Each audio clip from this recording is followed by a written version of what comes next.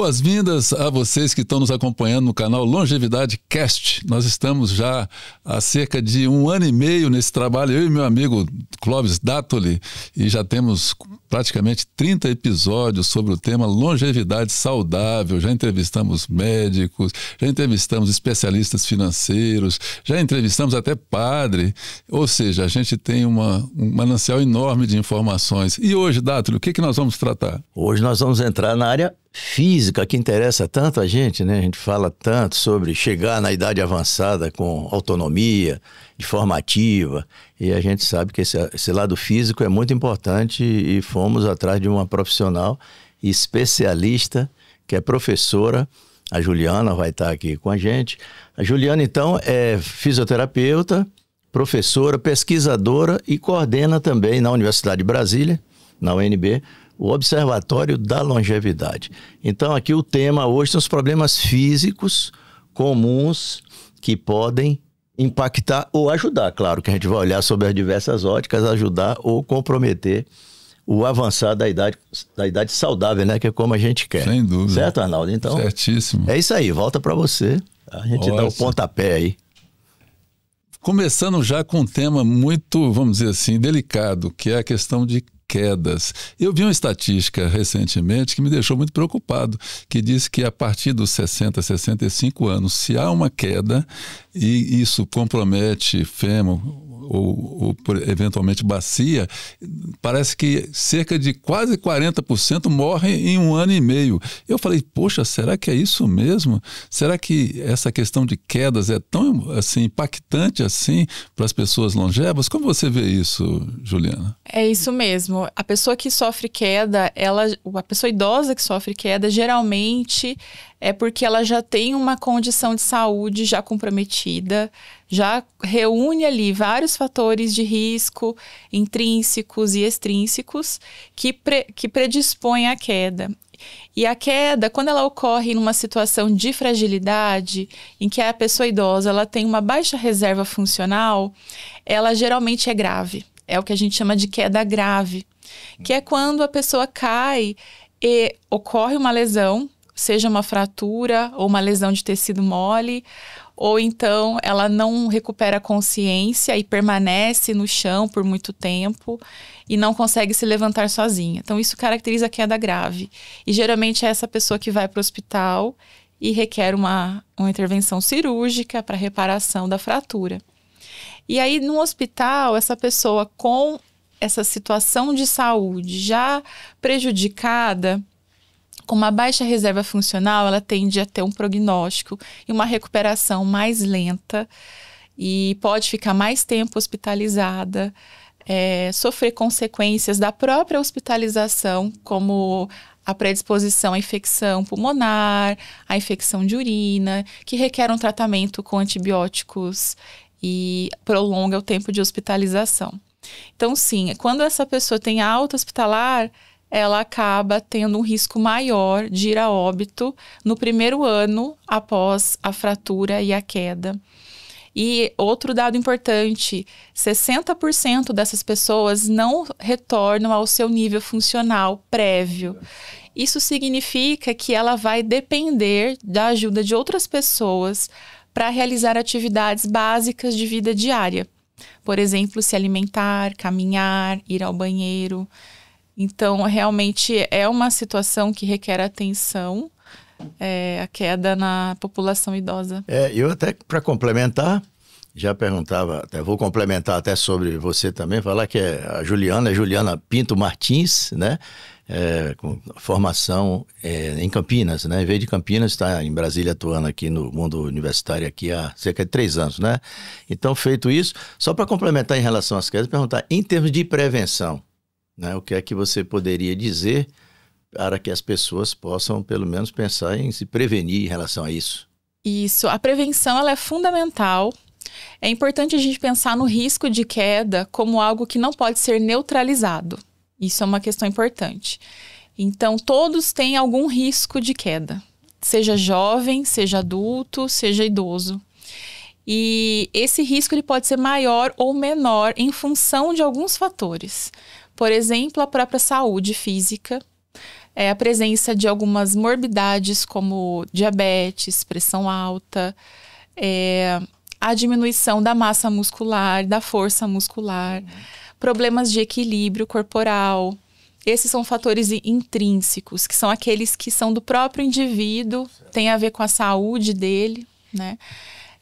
Polifarmácia, que é quando a pessoa toma mais do que 5 medicamentos. Polifarmácia? Então, polifarmácia. É uma situação também comum na população idosa, porque geralmente estão tratando várias doenças ao mesmo tempo. E alguns medicamentos têm interações e têm efeitos adversos que podem predispor à queda. Então, esses fatores, eles precisam ser rastreados, identificados, avaliados corretamente, para que a gente minimize esse risco. E tem os fatores extrínsecos ou externos que estão relacionados ao ambiente. Então, a adaptação ambiental, os cuidados com o ambiente, eles contribuem para reduzir o risco de queda. Eu tô, viu, Dátula e Juliana, eu tô na fronteira desse polifarmácia, que eu tô tomando 4 remédios de forma regular, né? Então eu tô pertinho desse risco, viu? Mas, Juliana, me conta, em relação à mobilidade e força, o que você entende como necessários para que as pessoas com 60 a mais possam ter exercícios físicos para que essas duas, vamos dizer, dimensões, mobilidade e força, que são muito relacionadas, o que poderia ser feito nessa área de exercícios físicos? Olha, eu diria que a saúde muscular é algo que a gente tem que se preocupar ao longo de toda a vida. E a gente constrói essa saúde muscular ao longo da vida.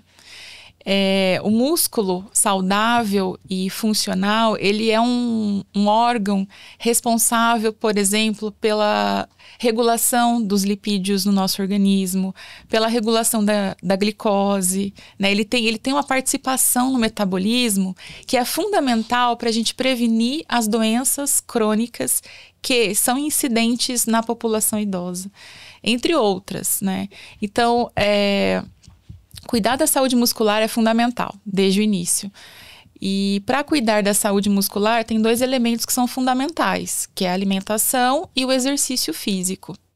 Então, uma alimentação balanceada, ela é o substrato que o músculo utiliza. Ela é a matéria-prima muscular para que ele consiga ser um músculo saudável. E do ponto de vista do exercício físico, é indispensável que a gente treine com peso e com carga, né? Então, para ganho de massa muscular e função muscular, é fundamental que exista entre os componentes dos exercícios, exista o treino de força. Lembrando que os resultados eles são melhores quando a gente tem um programa de exercícios que envolve várias modalidades. Então, por exemplo, incluir flexibilidade, incluir exercícios de mobilidade, exercícios cardiorrespiratórios, aeróbicos, também auxiliam o próprio funcionamento muscular. E isso está associado à mobilidade, como você falou. Então, a combinação desses componentes está associada à melhor mobilidade, capacidade de se locomover de forma segura, eficaz no espaço, no ambiente, evitar a queda, né? Então, ter estratégias que previna a queda ou uma queda grave, isso é possível com esse treino diversificado. Eu, Juliana, a gente tem tentado bater nessa tecla aqui com o que a gente vai lendo, ouvindo, aprendendo. Semana passada mesmo teve num seminário sobre longevidade, foi muito interessante, até falamos lá. E a gente tem tentado bater nessa tecla para ver se aumenta a consciência coletiva a respeito exatamente desse ponto. Porque a gente sabe o risco, né? E tudo vem. Aí tem uma doença chamada sarcopenia, né? Que o ambiente de saúde pública até tem falado, tem feito campanhas e tal. Mas o que a gente observa no mundo prático, até no nosso relacionamento, a gente vê que as pessoas, muita gente, vai negligenciando isso aí faz uma caminhadinha, acha que tá bom. Aí fazendo uma caminhadinha e tal. Faz musculação somente um dia na semana e olha lá quando faz e tal. Então não está havendo ainda um nível de consciência para muita gente e a gente sabe que isso é muito comprometedor, né? E foi legal você ter falado isso, esse aspecto do impacto que ela traz no funcionamento da própria estrutura metabólica, né?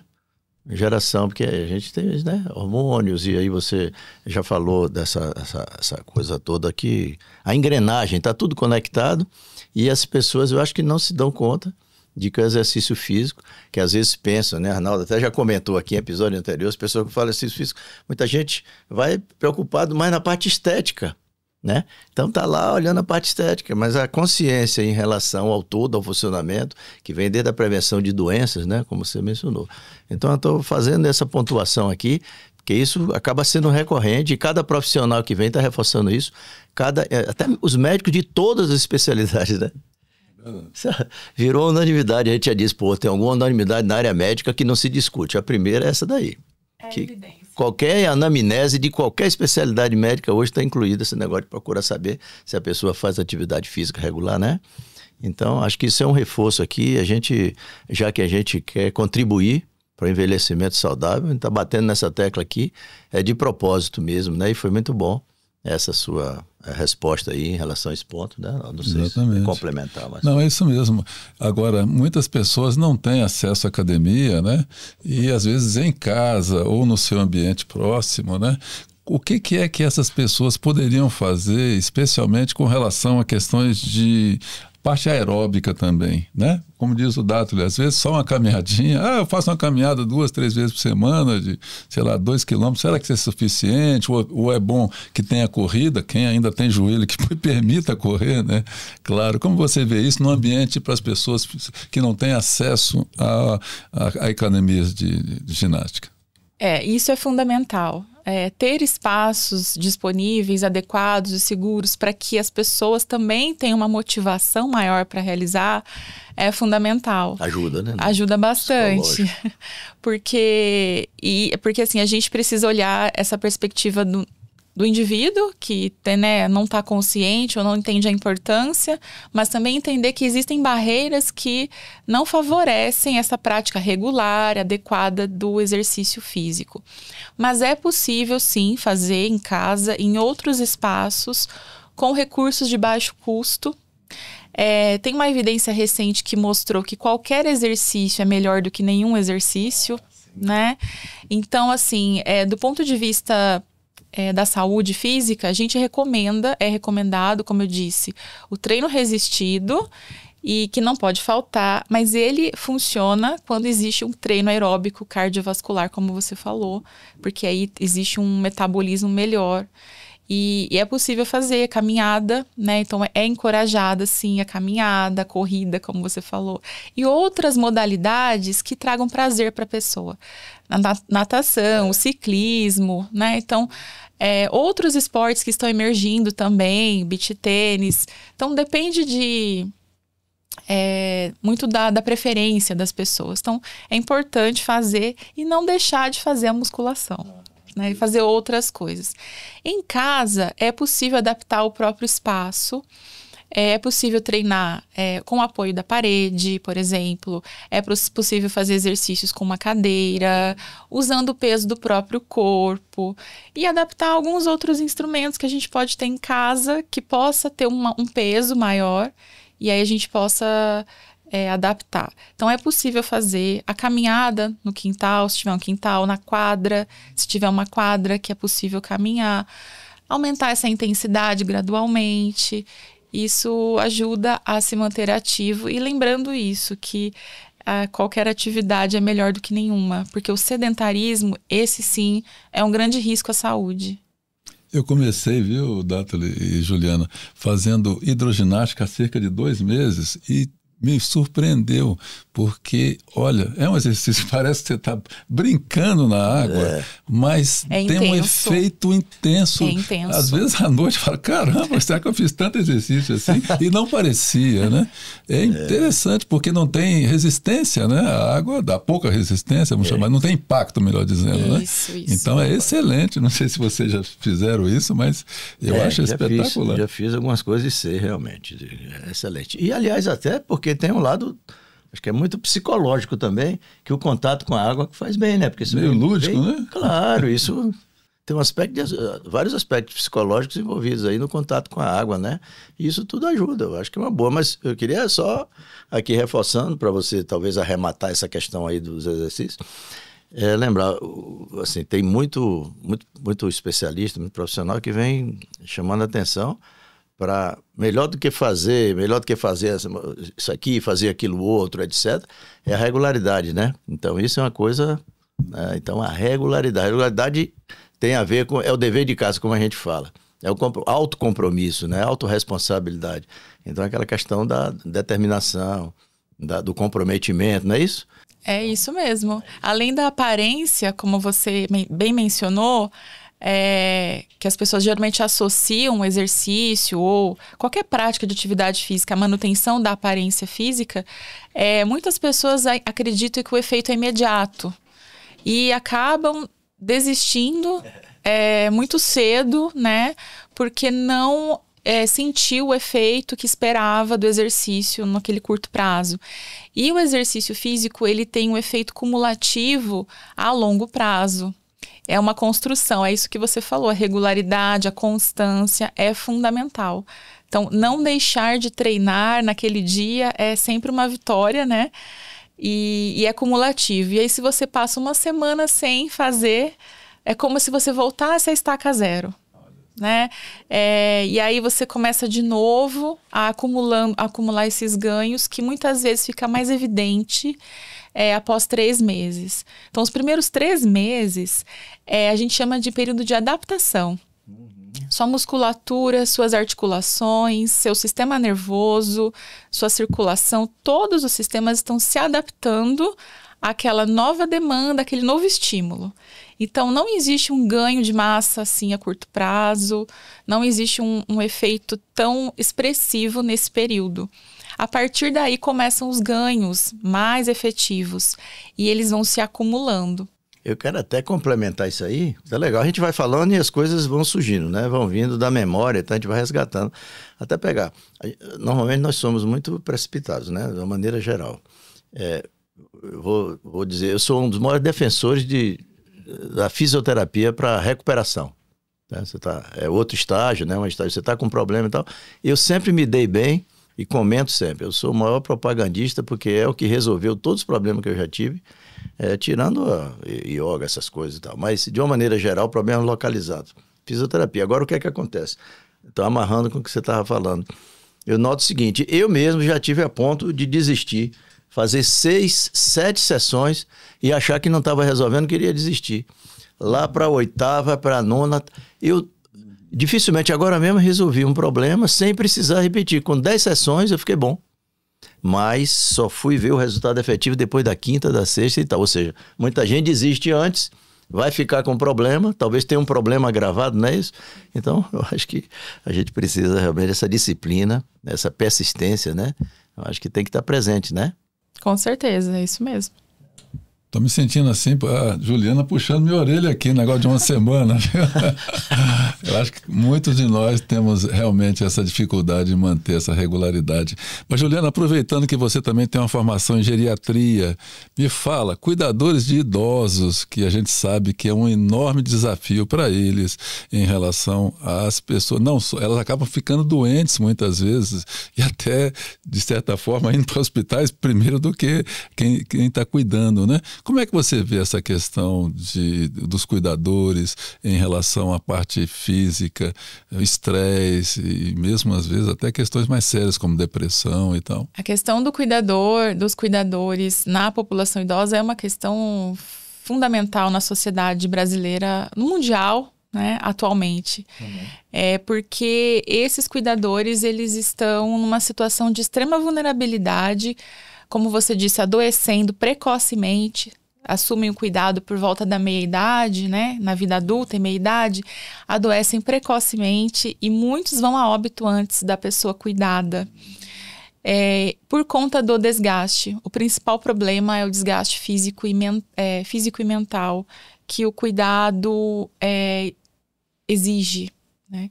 E muitas vezes num cenário social, familiar, que não favorece também esse cuidado de forma saudável, de forma equilibrada.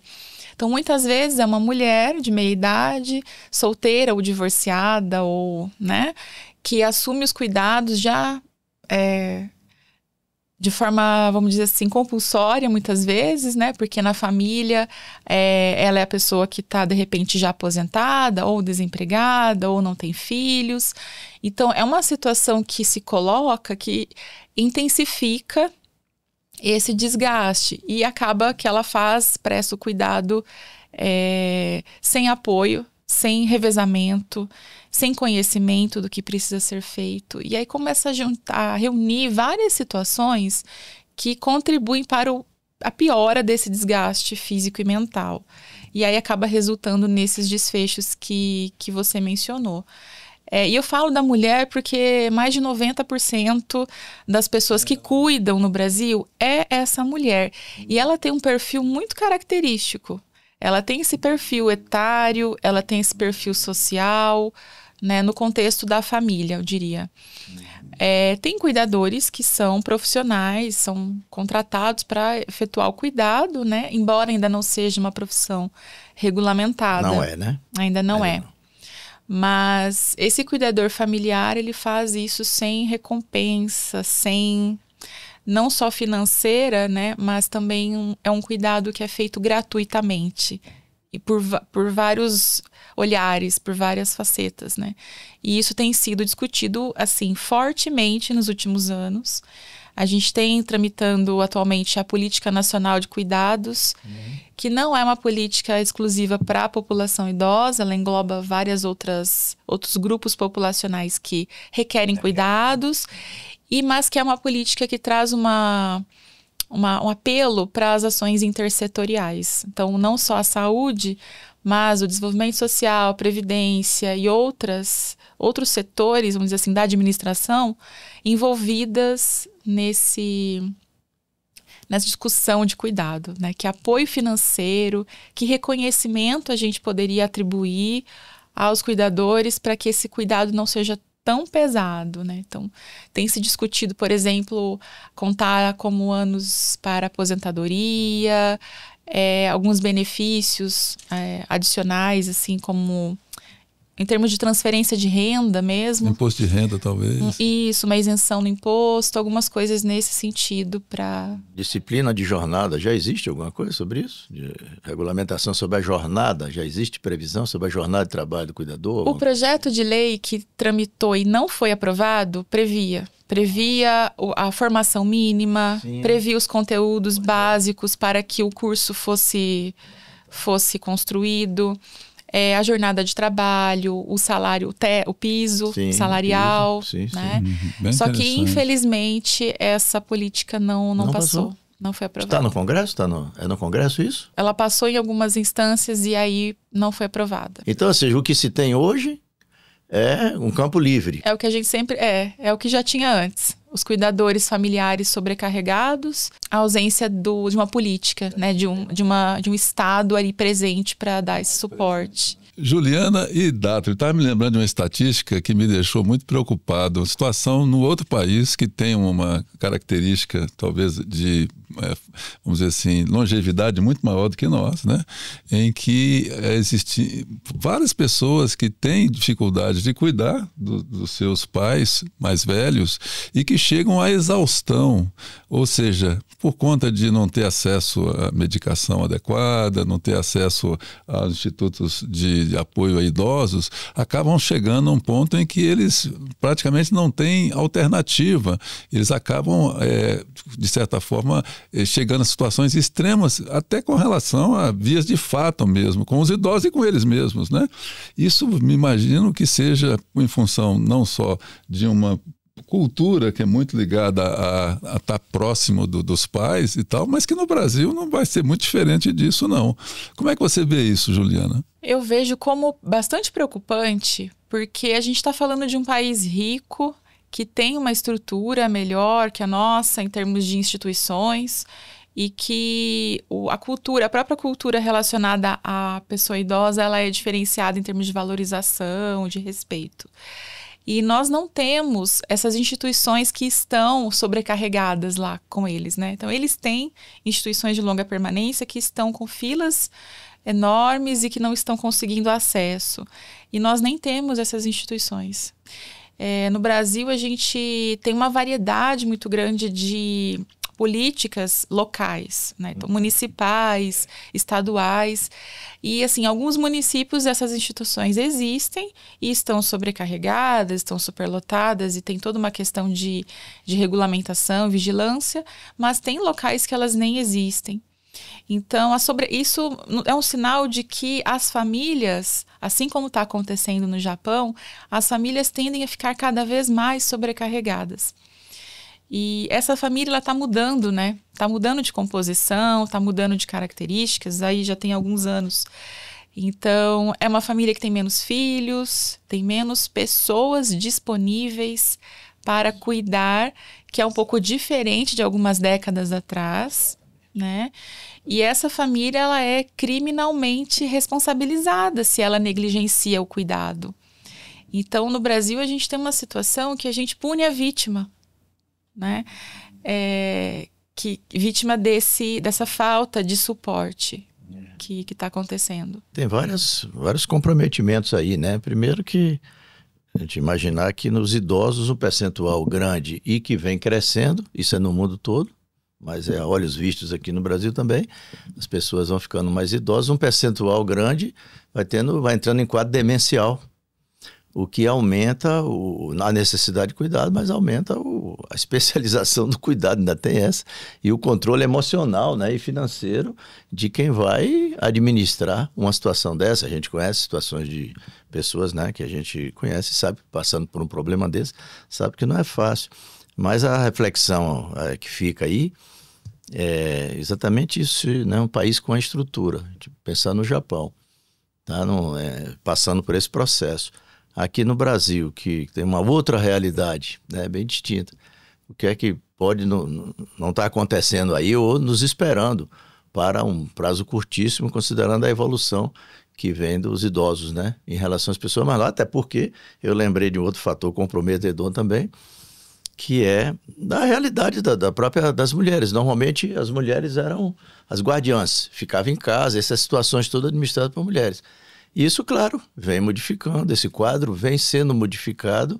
E no Japão, pelo que a gente leu, um fator que exatamente compromete esse quadro de exaustão é que quando se trata do homem que vai ser o cuidador daquele seu parente, de seu pai, etc., sua mãe, que está lá necessitando do cuidado, ele está se desvinculando da vida toda que ele foi forjado numa vida toda de atividade social, de trabalho, né? Fora.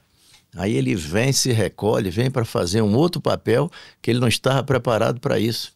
E é uma realidade que eu enxergo muito possível de acontecer por aqui também, né? Não sei como é que você, como estudiosa aí desses aspectos da longevidade, né? Esse aspecto me chamou a atenção também. Historicamente, culturalmente, em muitos países, a mulher é a figura do cuidado, né? E nessa notícia especificamente, isso foi explícito, que essas atitudes extremas foram adotadas, na maioria, por filhos, homens. Homens, né? Mais da metade eram filhos. Em segundo lugar, o cônjuge. E em terceiro, noras e genros. Mas a maioria, homens. Homens, pois é. Então, nós estamos nos confrontando com o machismo estrutural. A gente está nos confrontando com tudo isso, né? Essa situação, ela desafia. E aí é como a gente comentou, né? Se está acontecendo assim no Japão, a gente fica ainda mais preocupado com o nosso país, que é tão desigual. E vou entrar com outro dificultador também. Uma realidade que eu conheço muito, né? Porque eu presto serviço voluntário para instituições de idosos e tal, com música. Bom, muito bem. Há um estigma, né? E talvez não desarrazoado, talvez com fundamentação, mas há um estigma. Tá no pensamento aí, na cabeça de muita gente, que não admite de jeito nenhum que um familiar vá para um abrigo, uma casa de acolhimento de idosos, porque a gente sabe, se na estrutura institucional o quadro não é legal, não existem essas instituições, mas existem instituições privadas, né, que prestam esse tipo de serviço, claro que custa muito mais e custa, então vai ter que ser pago, vai demandar dinheiro, né? Mas existe. Mas o fato é que as famílias, as pessoas a princípio, rejeitam, né? Talvez chegue num ponto para frente até que se flexibilize, depois entenda que é melhor até para o seu parente ali ficar sendo assistido por uma coisa mais profissional e tal, ele dando assistência mais indireta. Mas o fato é que, no geral, as pessoas rejeitam isso. Então aí fica na base, rola na base do improviso, né? Que aí vem para dentro de casa, fico ali, não há o preparo adequado, e eu acho que o quadro vai se comprometendo. Não sei como é que vocês veem, mas eu tenho essa, assim, uma visão muito clara, que é um quadro complexo, muito complexo. No Brasil, né, a Política Nacional do Idoso é de 1994 e o Estatuto é de 2003.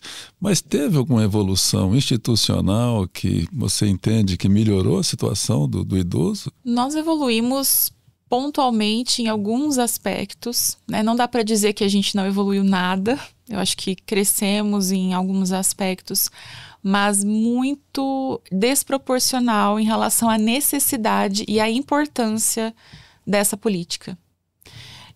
Na prática, a gente ainda vê o cuidado fragmentado, a gente ainda vê uma atenção primária precarizada, que é onde o idoso tem mais acesso, no seu território, próximo da sua casa. Então, eu acho que não é suficiente o que tem sido feito.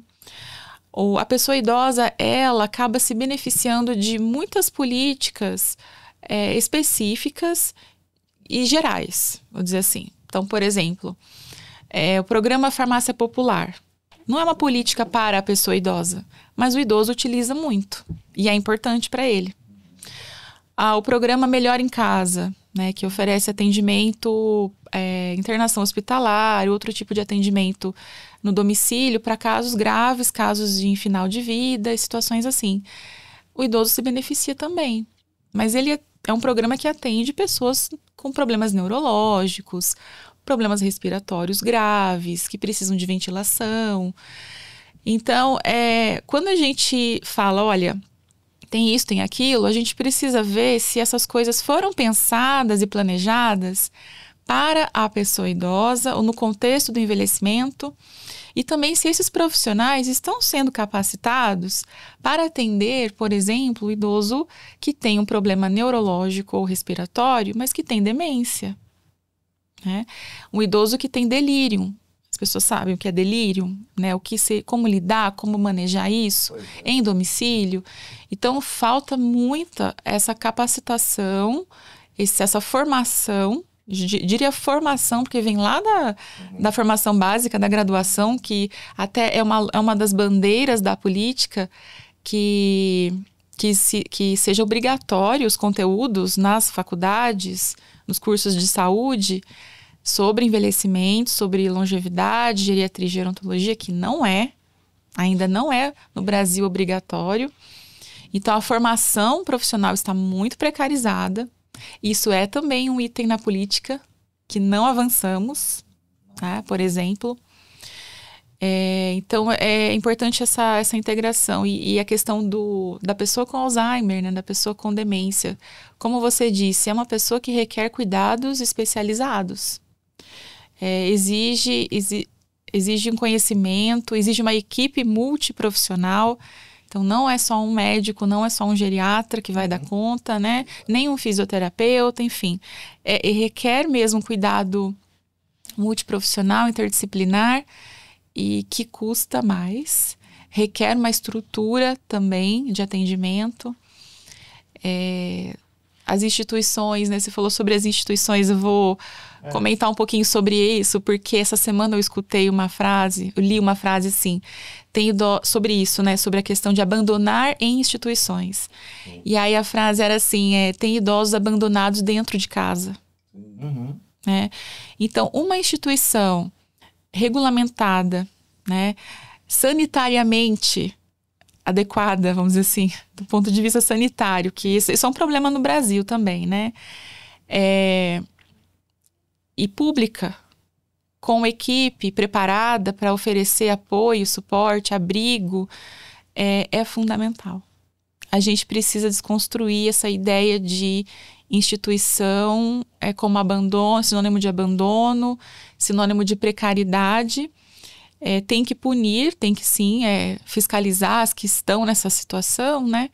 Mas eu vejo essa modalidade de atenção, de assistência como fundamental no cenário que está previsto aí, né? Pra gente, que já está acontecendo, mas que vai se intensificar. De cuidado de famílias que não podem ficar o tempo todo com essa pessoa.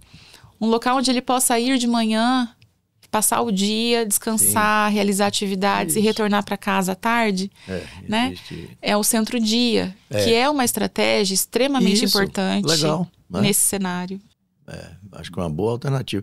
Mas tudo que você está falando, aí eu estou entendendo que essas instituições que existem, por exemplo, de acolhimento de idosos, que tem ali seu time de cuidadores, etc., para ficar, ou seja, de permanência mais longa, ou permanência, day use, essas coisas assim, né? Como eles falam, elas têm, eu até imagino que como a parte de vigilância, pelo que eu sei, a parte de vigilância funciona muito bem. Esse tipo de instituição fiscaliza e tal, olha lá os aspectos sanitários, esse negócio, parece que isso sim.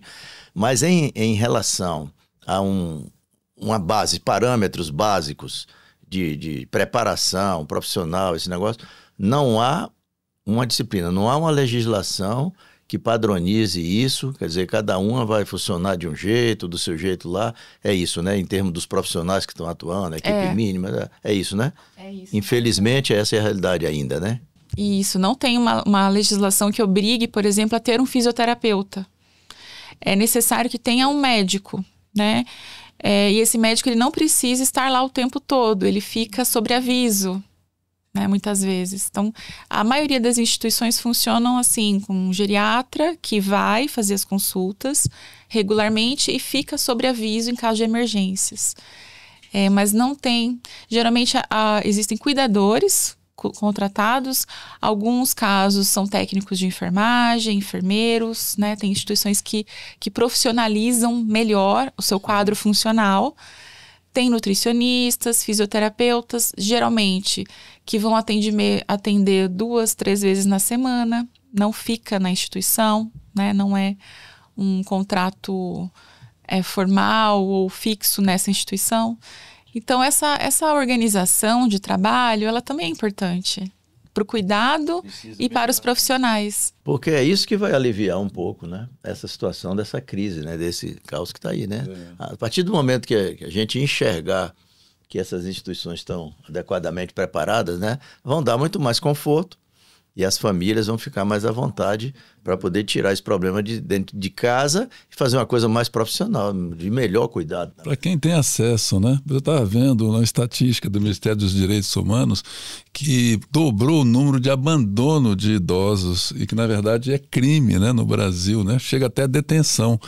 Como é que na sua experiência clínica, Juliana, você vê se isso de fato está acontecendo, esse aumento crescente de abandono?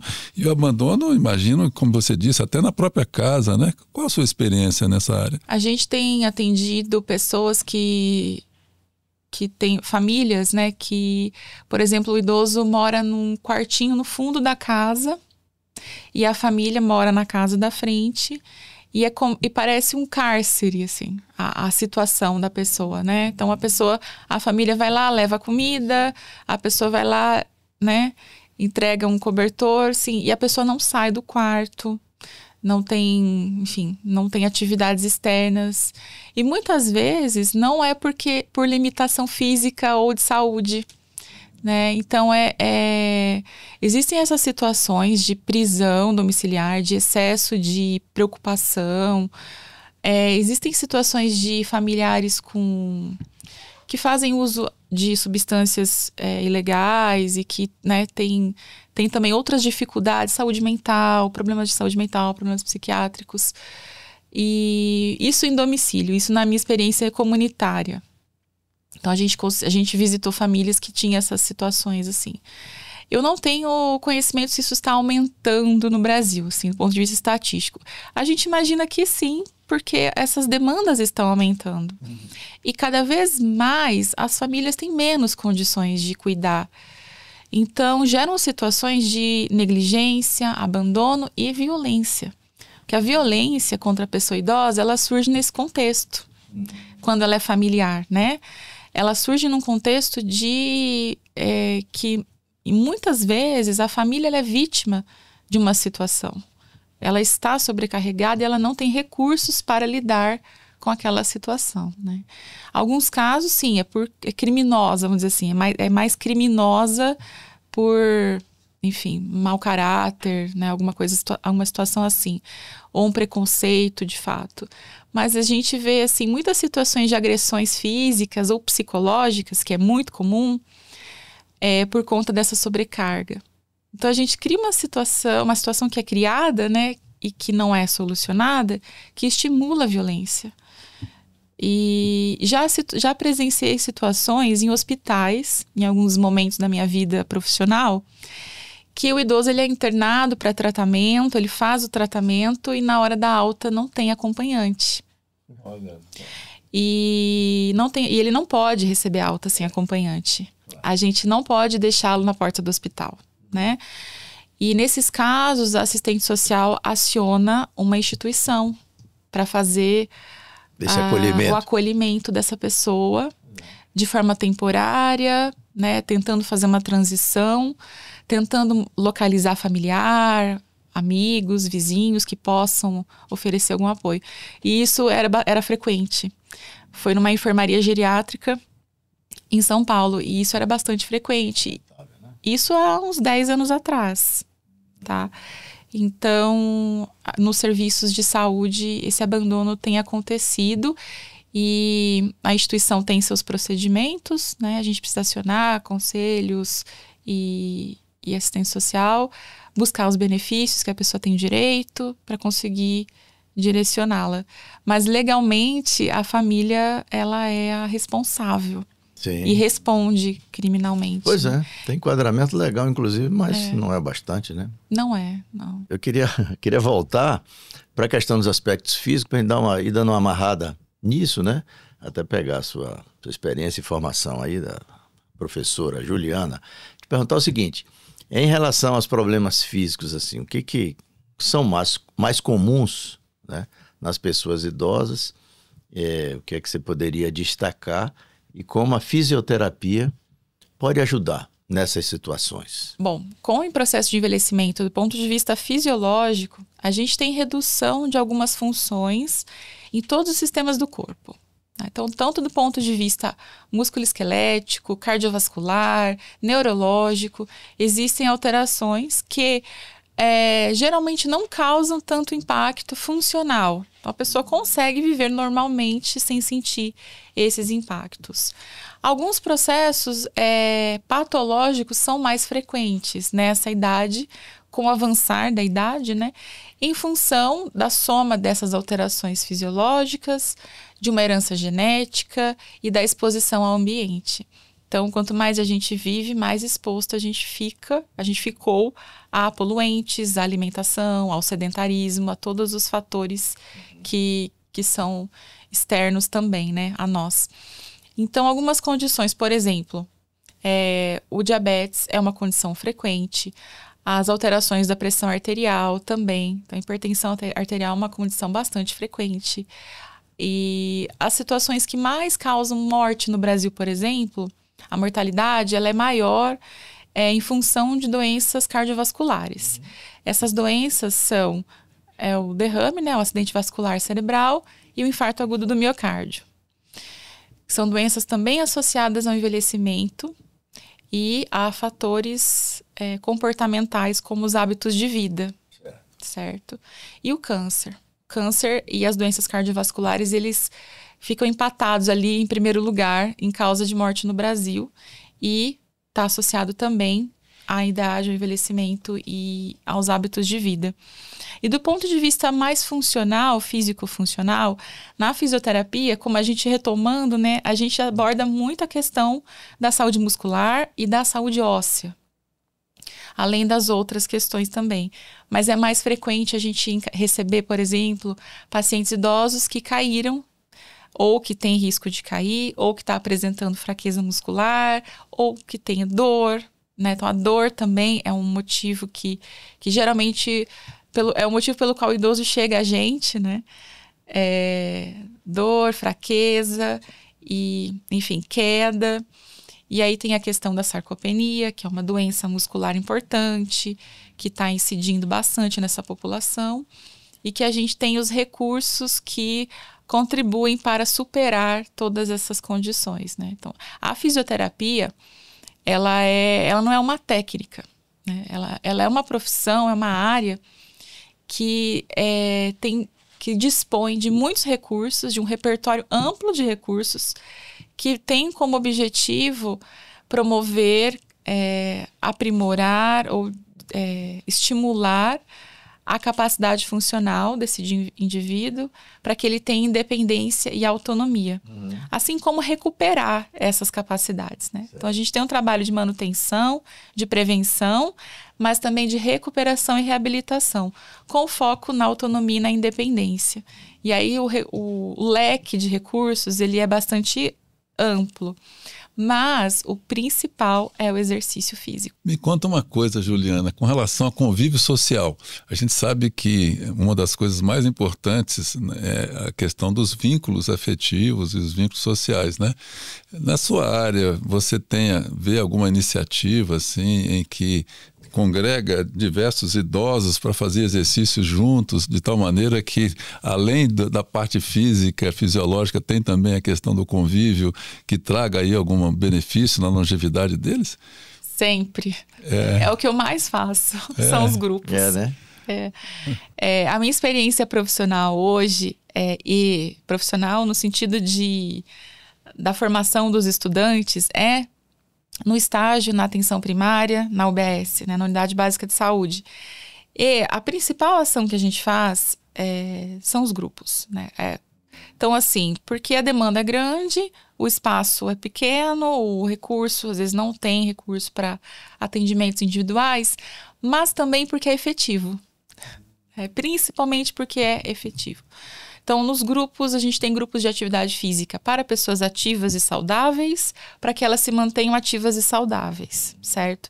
Então, aí com foco na prevenção do sedentarismo e, consequentemente, na prevenção das doenças cardiovasculares e do câncer, né?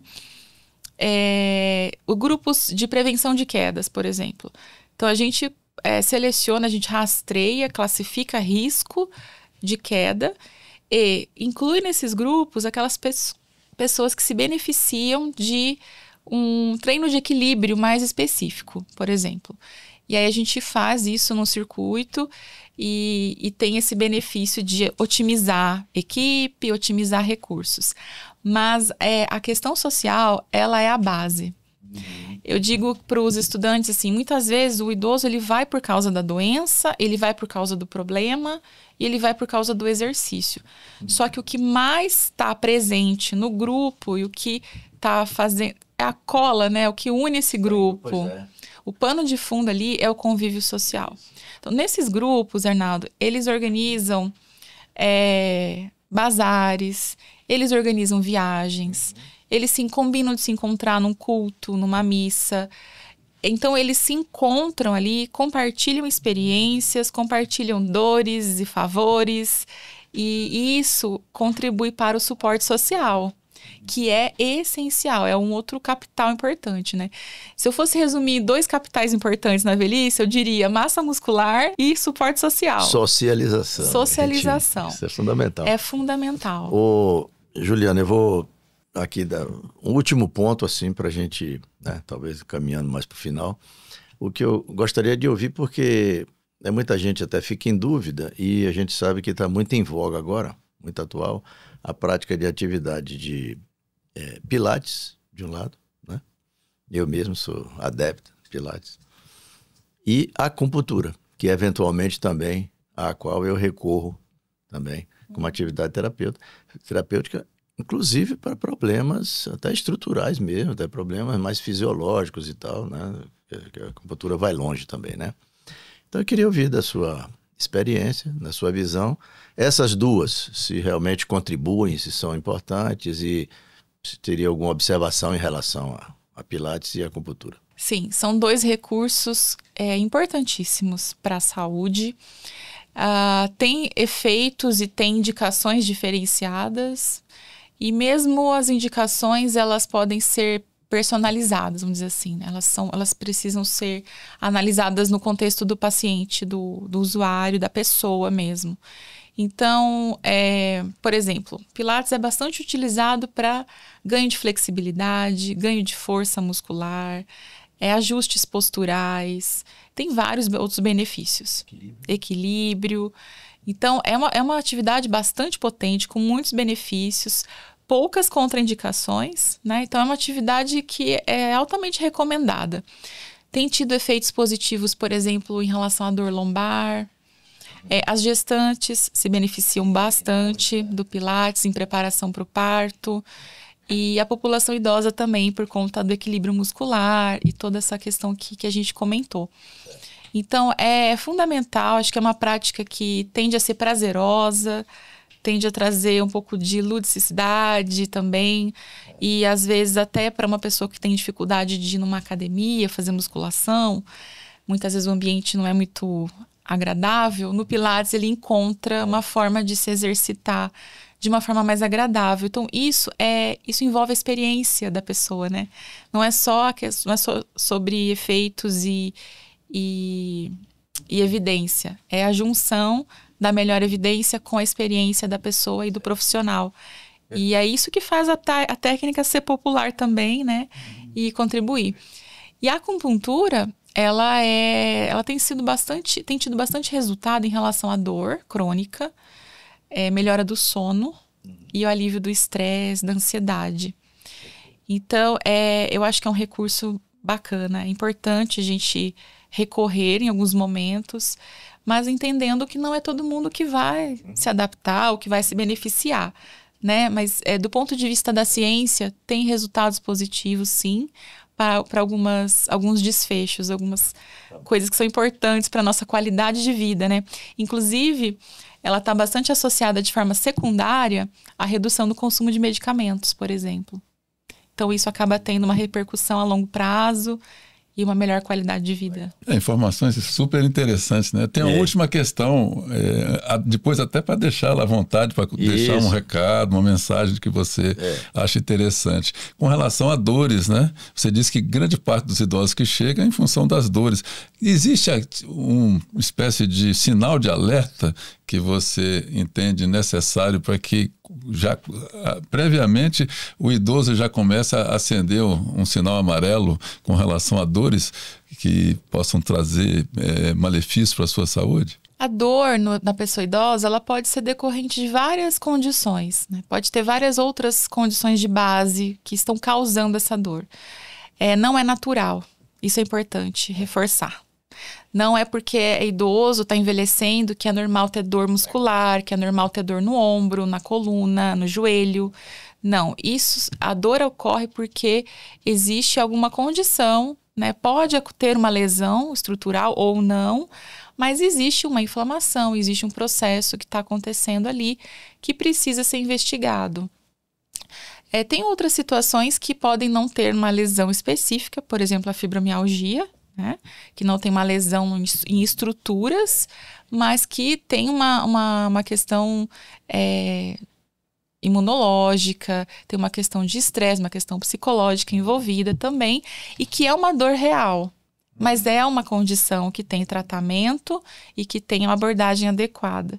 Então, acho que sobre dor na pessoa idosa, eu diria que é importante investigar situações graves, né? Eliminar se é uma osteoartrite, por exemplo, né? Verificar se é uma osteoartrite, porque se for, tem um tratamento específico. Se existe uma hérnia de disco lombar, por exemplo, ou cervical, né? Qual é a causa dessa dor? Não existe, então a gente vai por outros caminhos mais conservadores, no sentido de educar para a dor e aliviar o sofrimento da pessoa em relação a essa dor, que muitas vezes não tem um fator que vai eliminar, algo chave, que vai eliminá-la completamente. Mas eu acho que o mais importante é a gente entender que não é normal, não é natural ter dor. Assim como não é normal cair na velhice. Tem um amigo meu que diz o seguinte, que quando ele acorda e não está sentindo dor, e ele tem mais de 70 anos, ele tem que se beliscar para ver se está vivo, né? Meu Deus. Como se isso fosse absolutamente inevitável, né? Esse já está envelhecido. Esse já está. Cuidado. Mas maravilha. Bom, eu diria que ele precisa de outros profissionais. Exatamente. Juliana. Muito bem, Juliana. Você assim, nos trouxe coisas muito interessantes, né? Deixá-la à vontade, né? Fica à vontade para acrescentar alguma coisa. Se você até vai passar para a gente, se quiser passar para a gente, contato, onde é que você está posicionado, se tiver rede social, alguma coisa, você faz, a gente coloca na descrição do vídeo, né? E fica à vontade, mais alguma coisa que te ocorra, mas agradecer, né? Essa presença sua aqui foi muito construtiva, abrilhantou aqui o nosso caminho aqui, a nossa jornada do Longevidade Cast. Muito obrigado. Eu só tenho a agradecer a oportunidade.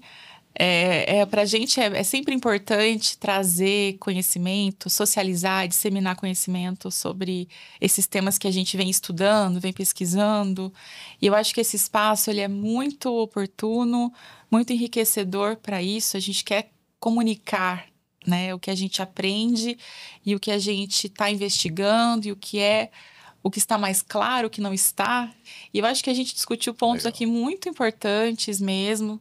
E eu agradeço demais a oportunidade, passarei os contatos com o maior prazer. Eu estou na Universidade de Brasília, na Faculdade de Ciências e Tecnologias em Saúde, Campus Ceilândia, e estou à disposição sempre. Muito obrigado, Juliana. Muitíssimo Até breve, obrigado. né? Até outra hora, né? Até outra hora, se Deus quiser. Tchau.